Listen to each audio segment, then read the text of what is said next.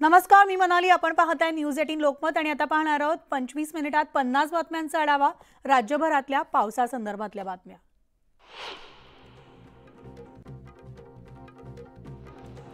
लातूर जिल्ह्यासह जळकोट तालुक्यामध्ये पावसाचा जोर वाढल्यामुळे नदी नाल्यांना पूर आलाय, तर ढोर सांगवी गावच्या दोन्ही बाजूच्या रस्त्यावरील पुलावरून पुराचं पाणी जात असल्यामुळे गावांचा संपर्क देखील तुटलाय. दोन्ही पुलांची उंची वाढवून नवीन पूल करावा अशी मागणी आता तिथल्या गावकऱ्यांनी केली आहे.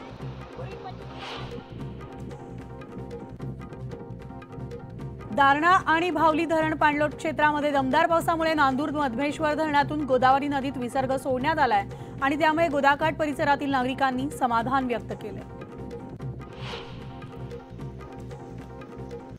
कृष्णा नदीच्या पाणी पातळीमध्ये वाढ झाल्यामुळे महापुराचा धोका वाढलाय. त्यामुळे सांगलीमधील जिल्हा कारागृहातील कैद्यांचं स्थलांतर करण्यात येत आहे. 80 कैद्यांची कोल्हापूरच्या कळंबा कारागृहात रवानगी करण्यात आली आहे.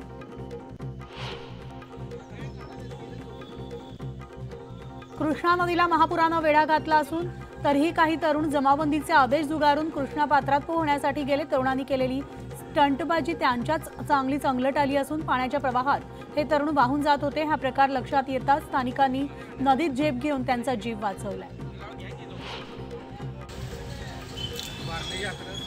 सांगलीच्या कृष्णा नदी पाणलोट क्षेत्रामध्ये पावसाची संततधार कायम आहे. कृष्णा नदीच्या पाणी पातळीमध्ये झपाट्यानं वाढ होऊन कृष्णा नदीची वाटचाल आता इशारा पातळीकडे सुरू झाली आहे. कर्नाळा रोडवरील पूल आता पाण्याखाली गेलाय. त्यामुळे नांद्रे पलूसकडे जाणारी वाहतूक अन्य मार्गानं वळवण्यात आली आहे.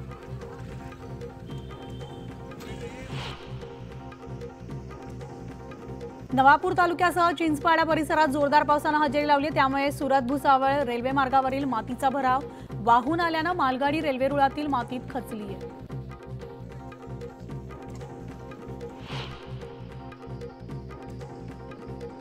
नंदुरबारच्या नवापूर तालुक्यामध्ये सुरू असलेल्या मुसळधार पावसामुळे रंगावली, नेसूर, सरपणी नद्यांना पूर आलाय. पुराचं पाणी थेट नागरिकांच्या घरात शिरल्यामुळे अतोनात नुकसान झालंय. महामार्गावर पुलाचं काम सुरू असल्यामुळे त्यांनी नाल्याजवळ भराव केल्यानं नाल्याची रुंदी सुद्धा कमी झाली आणि पाण्याचा निचरा न झाल्यानं थेट घरात पाणी शिरत असल्याचा आरोप संतप्त नागरिकांनी केलाय.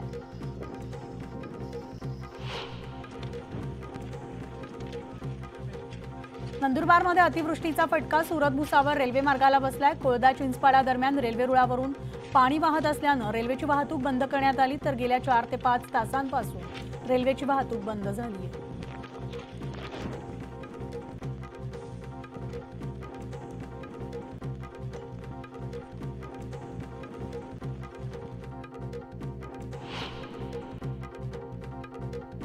महाराष्ट्र तेलंगणा सीमेवर वाहणाऱ्या गोदावरी नदीच्या पाणी पातळीत वाढ झाली आहे आणि त्यामुळे मेडीगड्डा धरणातून 7 लाख क्युसेक्स वेगानं पाण्याचा विसर्ग सुरू आहे. नदीकाठच्या गावांना सतर्कतेचा इशारा देण्यात आलाय.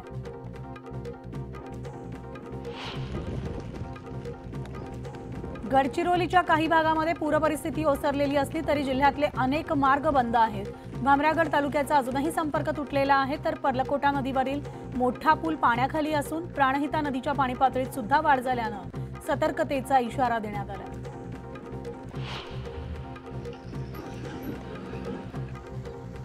रायगडच्या रोहामध्ये कुंडलिका नदीचं पाणी कमी झाल्यानं तिथला वाहतूक सुरळीत झालेली आहे. सध्या रोह्यात पूरपरिस्थिती नाही, परंतु कुंडलिका नदी दुथडी भरून वाहतीये.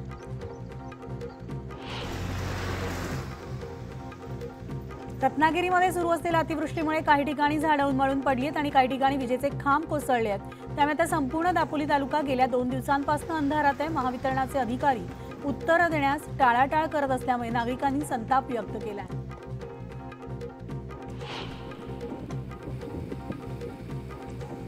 बीड जिल्ह्यामध्ये गेल्या 3 दिवसांपासून पावसाची संततधार सुरूच आहे आणि त्यामुळे अंबेजोगाई शहराला पाणीपुरवठा करणारं काळवटी धरण ओव्हरफ्लो झालंय. मात्र जिल्ह्यातील धरणं अद्याप कोरडीच असल्यामुळे नागरिक मोठ्या पावसाच्या प्रतीक्षेत आहेत.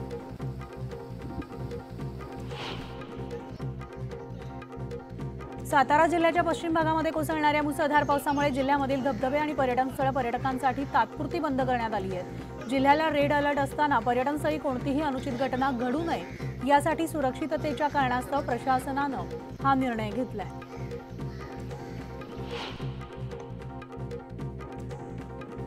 शहापूर तालुक्यामध्ये आठवड्याभरापासून सुरू असलेल्या पावसामुळे तानसा धरणापाठोपाठ आता मोडकसागर धरण सुद्धा ओव्हरफ्लो झालंय। मोडकसागर धरणाचे 2 दरवाजे उघडण्यात आले आहेत आणि 4978 क्युसेक्स वैतरणा नदीपात्रात पाण्याचा विसर्ग सुरू आहे।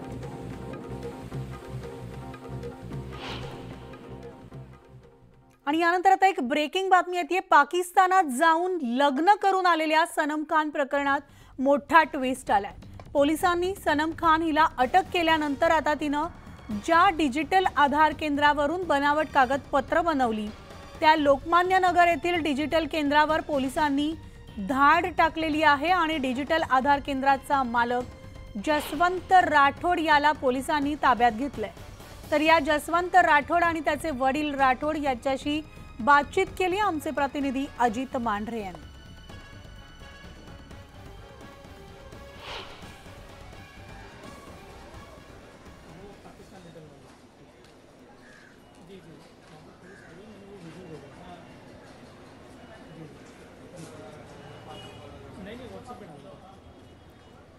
यशवंत भाई डॉक्यूमेंट बनाया था नहीं।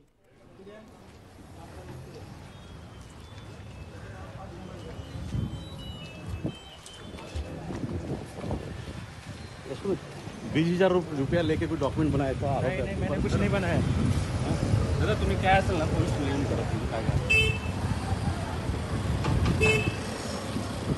पंचनामा केलाय, काय सांगाल? तर गुन्ह्याचे आयोग जे आहेत त्यांना माहिती त्यांच्याकडून आधार केंद्र आहे वाघेशेठ लोकमान्य नगर मधला कोपरे साहेब आहेत, पी आय कोपरे, त्यांच्याकडून माहिती आहे।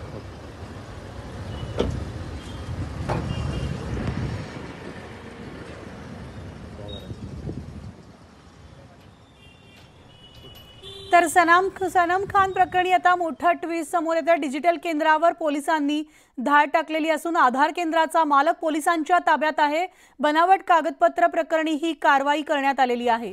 पाकिस्तानात जाऊन लग्न करून आलेल्या सनम खान प्रकरणी मोठा ट्विस्ट समोर आलाय।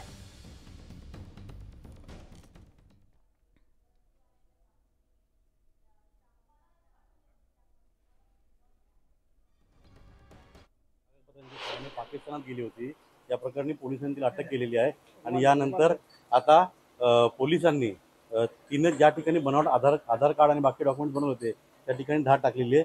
लोकमान्य नगरचा पाडा नंबर 4 इथले आधार केंद्र आहे। थोड्याच वेळापूर्वी डिजिटल सेवा केंद्र, त्यांचं म्हणणं आहे डिजिटल सेवा केंद्र आहे। इथूनच त्या सनम खान हिनं कागदपत्रे बनवण्याचा पोलिसांचा संशय होता। जसवंत राठोड या व्यक्तीला पोलिसांनी आता ताब्यात घेतलेला आहे। त्याची चौकशी करतायत पोलीस, त्यांचे वडील आपल्यासोबत आहेत। काका काय झालं नेमकं? काय पोलीस आले होते? काहीच नाही, आम्ही काहीच केलेच नाही। आम्ही फक्त ते मुलीचा प्रिंट आउट काढून दिले, ऑनलाईन प्रिंट आउट काढून दिले। आम्ही काही बरं, मी प्रश्न विचारतो त्याची उत्तर द्या। सनम खान ही तरुणी आपली इथे आली होती का? आली होती, पण आम्ही फक्त प्रिंट काढून दिली। तिनं आपल्याकडे कुठले कुठले डॉक्युमेंट्स बनवून घेतले? काहीच डॉक्युमेंट बनवून घेतले, फक्त प्रिंट काढून दिली। आम्ही प्रिंटसाठी त्यांनी सांगितलं की आमच्या कसली प्रिंट होती ती? ते बर्थ सर्टिफिकेटची प्रिंट होती, त्यांनी झेरॉक्स आणली, आम्ही ऑनलाईन प्रिंट काढून दिली। पण मग तुम्ही ऑनलाईन प्रिंट काढून दिली, तुमचे डॉक्युमेंट कुठले तिने बनवले नाही? आम्ही कुठलेच बनवले नाही। पोलिसांचं असं म्हणणं आहे किंवा तपासामध्ये असं समोर आलेलं आहे ते मुलीने आम्हाला फसवलं आहे। 20,000 रुपये घेऊन तिला तुम्ही डॉक्युमेंट बनवले? काहीच घेतले नाही, काहीच नाही घेतले। फक्त आम्ही ऑनलाईन प्रिंट काढण्याच्या 100 रुपये घेतले। पण आता तपासामध्ये असं समोर येत आहे की जसवंत राठोड आपला जो मुलगा आहे त्याने 20,000 रुपये घेतले, कुठल्या एका दुसऱ्या तिसऱ्या व्यक्तीच्या माध्यमातून घेतले आणि तिला डॉक्युमेंट काढून दिले? नाही घेतले। एक पोलिसांनी आता तुमच्या मुलाला ताब्यात घेतले? हो। काय पंचनामा झाला इथे? हो। काय आता पुढची तुमची भूमिका असेल? कशा रीतीने तुम्ही सांगताय की त्या पोरीने तुम्हाला फसवलं? काय तिने फसवलं तुम्हाला? ते बोलले की ते मुली बोलते की आम्ही इथे ह्यांनी बनवून दिले, आमच्या कोणी हे जसवंती बनवून दिले। पण ती मुलगी तुमचं नाव घेते? ते मुलगी माझं नाव घेते, तुमच्या मुलाचं नाव घेते। तर मग तिने तुमची फसवणूक केला, तुमचं म्हणणं आहे? आम्हाला फसवून केली। काय फसवलं तिने? ते खोटं नाव घेतलं ना। काय नाव घेतलं? माझ्या मुलाचं खोटं नाव घेतलं ना त्यांनी। खोटं नाव घेतलं? मग तुम्ही तुमचं म्हणणं आहे की तुमच्या मुलाने काहीच केलं नाही? काहीच नाही केलं। पोलिसांनी इथं पंचनामा केलाय आणि या डिजिटल सेवा केंद्राच्या तिथून जसवंत राठोड या व्यक्तीला ताब्यात घेतले आणि पोलीस पुढील तपास करत आहेत। अजित मांढरे, न्यूज 18 लोकमत, ठाणे। आणि यानंतर पुन्हा एकदा वळूयात स्पीड न्यूजकडे। वसई विरार नालासोपाऱ्यामध्ये सकाळपासूनच रिमझिम पाऊस सुरू झालाय। वसईच्या चुळणे गावामधील रस्त्यावर पाणी साचलंय। दिवसभरामध्ये 1 तास जरी जोरदार पाऊस पडला तर चुळणे गावामधील अनेक घरांमध्ये पाणी जाण्याची भीती व्यक्त केली जाते।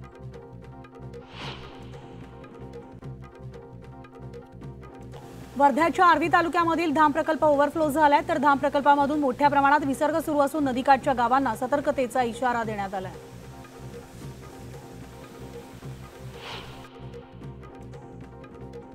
वर्ध्याच्या कारंजा तालुक्यामधील धरती शिवारामध्ये पुराच्या पाण्याने अनेक शेतात गाळ, माती आणि दगड साचलेले आहेत, तर 5 फुटाची संत्र्यांची झाडं वाहून गेली आहेत। मोसंबी, सोयाबीन, तूर, कपाशीसह इतरही पिकांचं मोठं नुकसान झालंय आणि त्यामुळे शेतकरी हवालदिल झालेला असून मदतीची मागणी करतायत।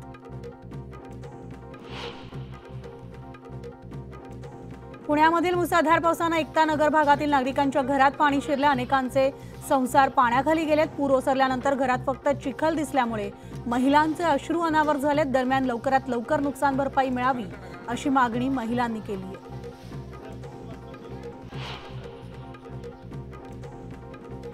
पुण्यात झालेल्या मुसळधार पावसाने अनेकांचे संसार पाण्यात गेलेत, त्यामुळे आता पुणे महानगरपालिकेकडून पंचनामे सुरू करण्यात आलेत। प्रत्येकाच्या घरात जाऊन पंचनामे केले जात आहेत।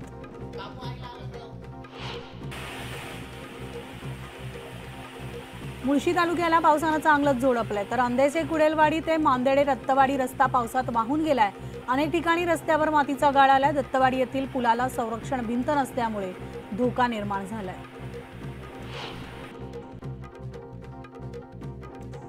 खडकवासला धरण परिसरामध्ये मुसळधार पावसामुळे धरणामधील पाण्याचा विसर्ग करण्यात आला होता, त्यामुळे आता भिडे पुलाजवळील गाड्या पुरात वाहून गेल्यात। अनेक घरांमध्ये पाणी शिरल्यामुळे मोठ्या प्रमाणात नुकसानही झालंय।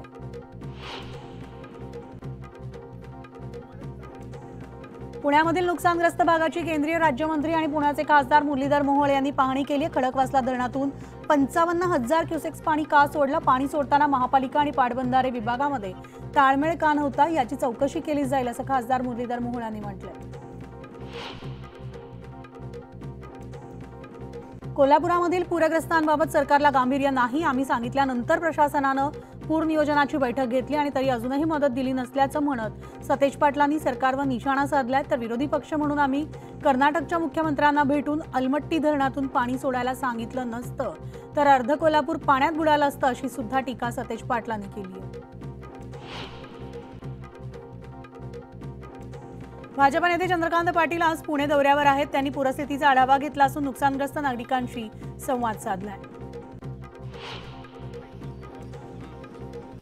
चंद्रकांत पाटील यांनी पुण्यामधील पूरस्थितीची पाहणी केली आहे, नागरिकांशी संवाद साधला। यावेळेस माध्यमांशी बोलताना एक दिवसाच्या पावसानं 4 महिन्यांच्या पाण्याची सोय झाल्याचं म्हटलंय। त्यासोबत पाणी सोडण्याबाबत पाटबंधारे विभागानं योग्य वेळी सूचना दिल्या होत्या। धरण भरल्यास पाणी सोडावंच लागतं असंही त्यांनी म्हटलंय।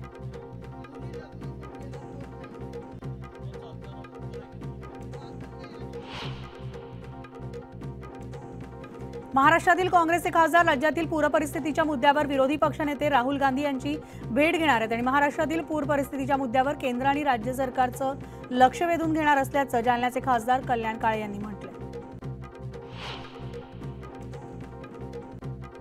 राज ठाकरेंच्या एकला चलोरेच्या भूमिकेवर संजय राऊतांनी टोला लगावलाय।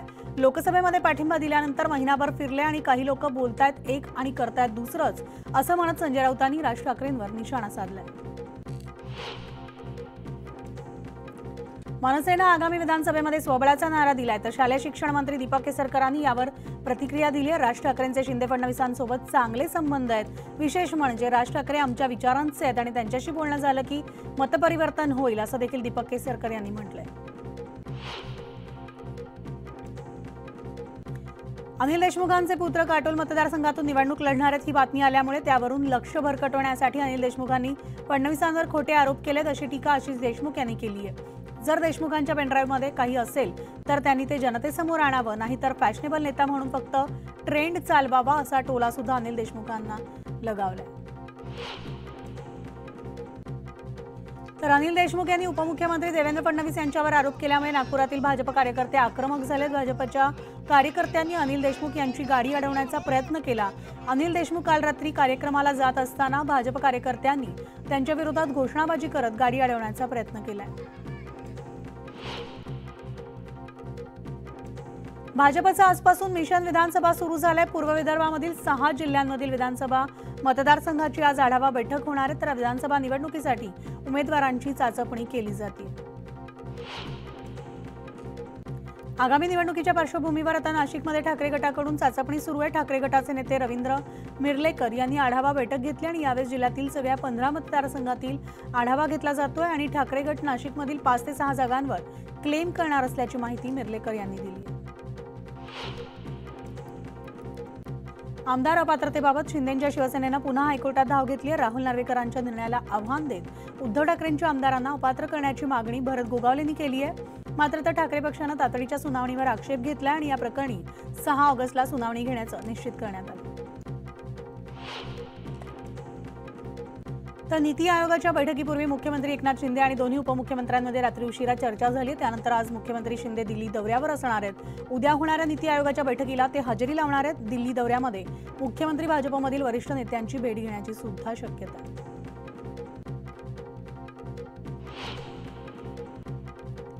आणि या बातम्यांच्या बुलेटिनमध्ये एक छोटासा ब्रेक घेऊन लगेचच परततोय. पहा 11 न्यूज 18 लोकमत.